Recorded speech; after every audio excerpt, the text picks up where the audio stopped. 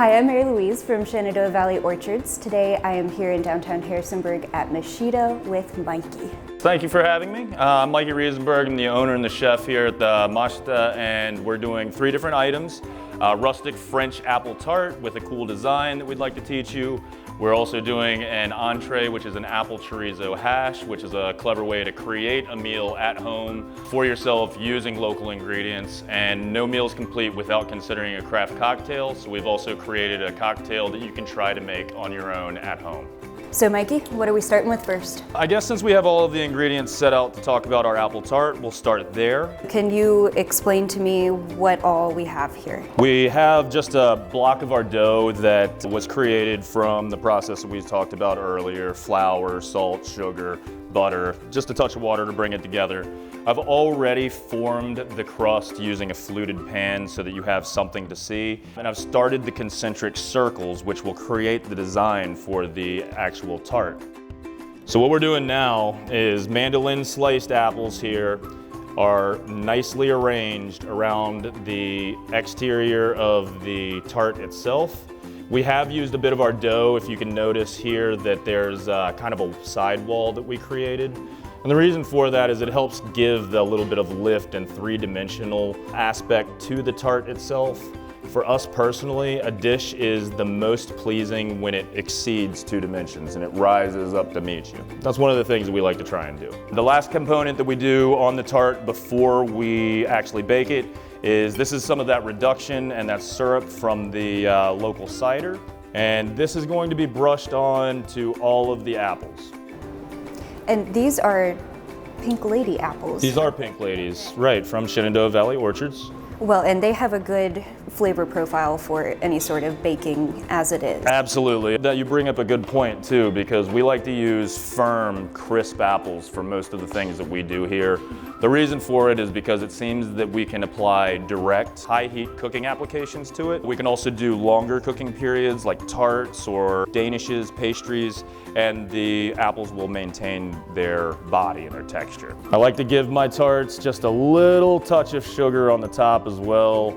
What happens when it's baked is a lot of times it will actually brown and have little dots, almost kind of like a meringue pie, where you'll see those droplets of the sugar that's crystallized and caramelized on top of the tart. Beautiful. So this is our first one today.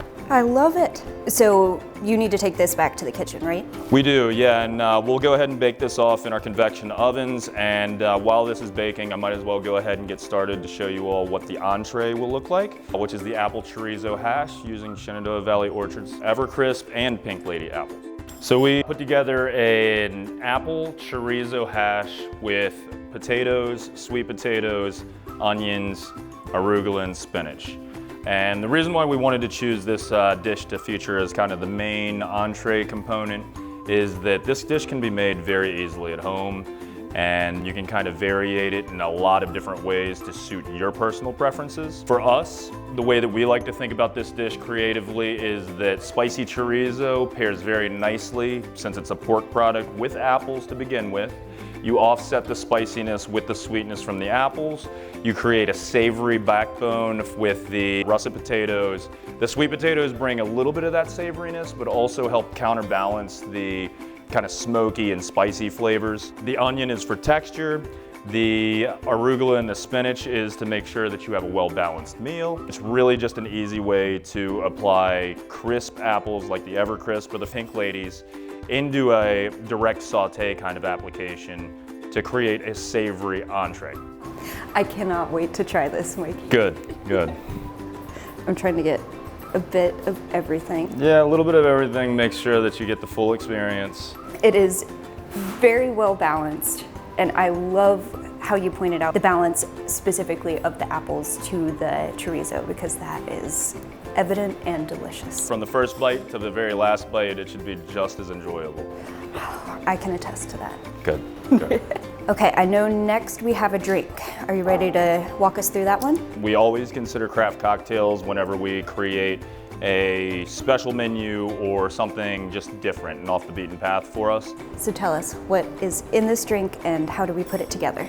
We have 2 ounces worth of the apple-infused tequila, 1 ounce of the simple syrup that's infused with the cinnamon, 1 ounce of triple sec, and then 1 ounce of lime juice. And one of the things that we like to do is always consider garnishes. So what we've done is we made a hard candy tuile that has been studded with the Pink Lady apples. We're really about those right now. And we actually set that right on top so that when you're ready to enjoy the drink, you can snap it down and have a little extra garnish for your cocktail. It's like creme brulee. Yeah. Something that's interactive and fun is one of the things we like to bring to our food and our drinks as well. Okay, Mikey, I'm gonna try this.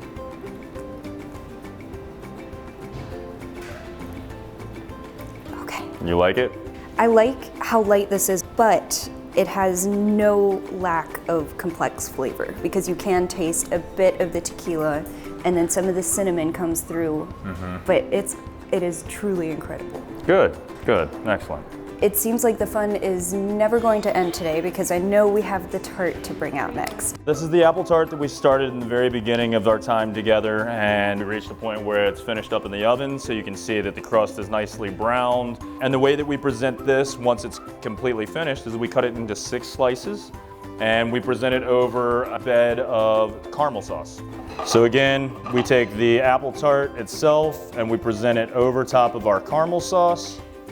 When we serve it here in the restaurant, we like to finish with a quenelle of whipped cream. For today, it's the tart itself and the caramel sauce, so you can kind of see the design, the pattern that we worked on earlier. I'm gonna try it. Got the hard job of trying things today. I don't know how I'm gonna make it through.